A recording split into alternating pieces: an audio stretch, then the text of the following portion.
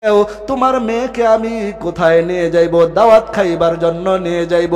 কিন্তু বলেন সন্তানের কোনো বিপদ হইলে মা বাবার মনে আগে বাজে কি বাজে না? কেউ না জানলেও মা বাবার অন্তরে জানিয়ে যায়। সন্তান প্রবাসে থাকলেও মা বাবা সন্তানের বিপদ হইলে সন্তান কিন্তু টের পেয়ে যায়। কেমন আল্লাহ গুণ দিয়েছে মা বাবার অন্তরের মধ্যে। দাহিয়াতুল কলবে ডাক দেয়া কয়, বিবি আমার, তোমার সন্তানটাকে তুমি সাজাইয়া গুছাইয়া দেও। সন্তানটাকে যখন মা গোসল দেয়, মা তো বুঝা ফেলাইছে স্বামী তো আর আমার এই সন্তানটাকে জীবিত রাখবে না, কারণ আমাকে বলে গেছিল যদি কন্যা সন্তান হয় তাকে দুনিয়ার থেকে বিদায় করে দেব। এরপর দাঁড়ালের মা, ও যুবক ভাই, দেখো আল্লাহ পাক কেমনে বান্দাকে মাফ করে। তুমি কত রকমের গুনাহ না করছো, আমার আল্লাহ এখনো তওবার দরজা খোলা রাখছে না, বন্ধ করে দিছে? যদি খোলাই থাকে তাকে আজকে থেকে তওবা করে দাও। আল্লাহ পাক বলেন, ওয়াসারিউ ইলা মাগফিরাতিম মির রাব্বিক, আয় বান্দা আয়, আমি এখনো রহমতের দরজা মাগফিরাতের দরজা খুলিয়া রাখছি। দাহিয়াতুল কলবি যখন বিবিকে সাজায়া বুঝায়া সন্তানটাকে নিয়ে রওনা হয়, মার অন্তরে খবর হইছে কি হইছে না। সন্তানটাকে যখন গোসল করায়, মা কান্না করে, আমার সন্তান মনে হয় আজকের মতোই জীবনের শেষ গোসল করাইয়া দিছে।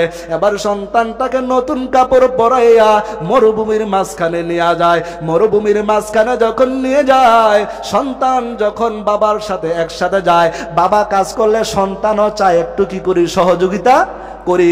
বাবা দেখলো কোদাল দিয়া মাটি কাটতেছে, মাটি কাইটা কাইটা কাইটা কাইটা গর্ত করতেছে। এবার বাবার গায়ের মধ্যে যখন বাবা কোদাল দিয়া গর্ত করে, এমনি বাবার কপালের মধ্যে গাম আসতেছে। মেয়েটা তার নিজের ওন্না দিয়া, ছোট্ট মানুষ বুঝে না বাবা কষ্ট করতেছে কিসের জন্য গর্ত করতেছে, মেয়ে তো আর বুঝতেছে না। বাবার কষ্ট দেইকা মেয়েটা নিজের জামা দিয়া বাবার কপালটাকে মুইসা দেয়। আর পাষাণ বাবার দিলের ভিতরেও এইটা না, দিলের বাবা তো মেয়ে সন্তান হইলে তার ভিতরে জ্বালা, এই মেয়েকে জমিনের মধ্যে রাখা যাইব না, কেমনে মেয়েটাকে দুনিয়ার থেকে বিদায় করে দেওয়া যায়। এই জন্য যখন মানুষের মধ্যে এরকম গুনাহের আসবাব থাকে, তখন সে মানুষকে মানুষ মনে করে না, মানুষকে কি করে লাই হত্যা করে ফেলায়। শয়তান যখন ওয়াসওয়াসা দিল তার দিলের ভিতরে এই মেয়েকে রাখা যাইব না, এই মেয়েকে রাখতে হলে তার সমাজের মধ্যে মাথা উঠায় থাকতে পারবে না। আরবের মধ্যে এরকম প্রচলন ছিল, কন্যা সন্তান হইলে সবচাইতে ছোট হইয়া থাকতে হইতো। ওদেরকে থামান। আরবের মধ্যে এরকম প্রচলন হয়ে গেল। এবার দাহিয়াতুল কলবি যখন গর্ত শেষ হয়ে গেল, এরে বান্দা মনটা নরম করে দে, চোখের পানি রাখার মতো না। বাচ্চার বাবার এরকম গামগুলা মুছে দেয়, ও বাবা তুমি কেন এখানে গর্ত করতেছ? সন্তানরা যখন গর্ত করা শেষ হয়ে যায়, দাহিয়াতুল কলবি মেয়েটাকে ডাক দেয়া বলে, মেয়ে আমার শুনিয়া যাও। যখন এই কথা বলল, দৌড়াইয়া বাবার কোলে যায়। কোলে যাওয়ার পরে বাবা নিজে হাতে সন্তানটাকে কোলে নিয়ে গর্তের ভিতরে রাইখা আস্তে আস্তে মাটি দেওয়া শুরু করে দিল। মাটি দেওয়া যখন শুরু করে দেয়, মেয়েটা কান্না করে কয়, বাবা তুমি আমাকে কেন গর্তের ভিতরে রাখতেছ? গর্তের ভিতরে রাইখা যখন বড় পাথর গুলা মারে, মা যখন সন্তানটাকে হারাইয়া ফেলেছে, মাও কান্না করতেছে, আমার মেয়েটার মনে হয় বড় বিপদ হয়েছে। এবার দাহিয়াতুল কলবির মেয়ে যখন হাতটা বের হয়ে রয়েছে, পুরা অঙ্গটা যখন জমিনের ভিতরে চলিয়া গেছে, এবার হাতটা বাইর কইছে। তারপরও হাতটার মধ্যে বাপে যখন হাত লাগায়া ধরছে, সন্তানটা যখন হাতের মধ্যে হাত লাগাইছে, মেয়েটা এরকম ভাবে আটকায়া ধরছে, ও বাবা তুমি আমাকে ছাড়িয়া দেও, তোমাকে আর জীবনে বাবার পরিচয় দিব না, আমি এই এলাকায় থাকবো না গো বাবা, তুমি আমাকে আজকের মতো মাফ করে দাও, আমাকে দেশান্তর করে দাও, বাপের পরিচয় আমি দেব না, তবুও তুমি আমাকে জীবন্ত ছাইরা দাও। কারণ তার ভিতরে শয়তান ওয়াসওয়াসা দিছে, এই মেয়েটাকে মারলে তোর জন্য ভালো হবে। শয়তান যখন ওয়াসওয়াসা দেয়, মানুষের হিতাহিত জ্ঞান তখন হারায়া ফেলে। দাহিয়াতুল কলবি বড় পাষণ্ড, নিজের সন্তানটাকে চাপা মাটি দেয়, দিয়া পরে এক কদম সামনে হাঁটে, আর এক কদম পিছনে যায়, আর নিজে ঠিক রাখতে পারে না।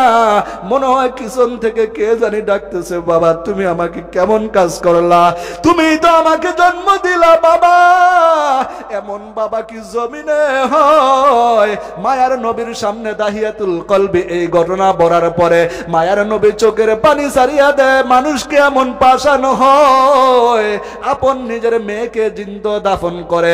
এজন্য আপনাদের কাছেও প্রশ্ন, মানুষ যখন গুনাহের কাজ আস্তে আস্তে করতে থাকে তখন মানুষ মারা তার কাছে কোনো ব্যাপার না।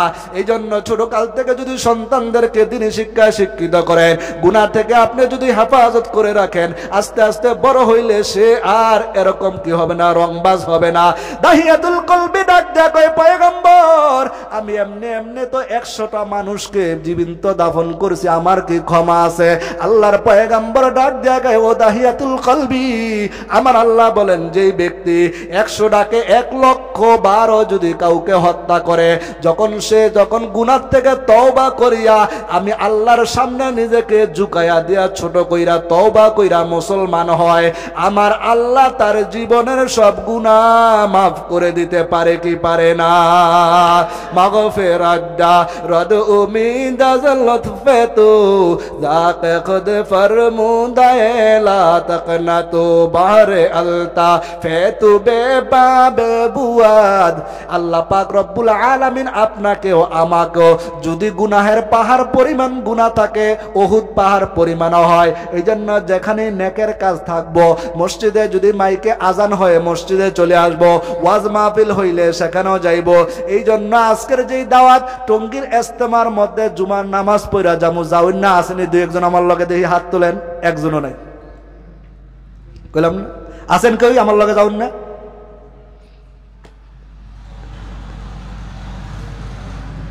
একজন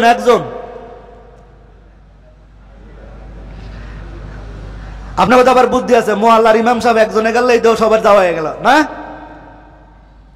একটা দায়িত্ব টঙ্গীর ময়দান, চলেন ওই যে মাতালারে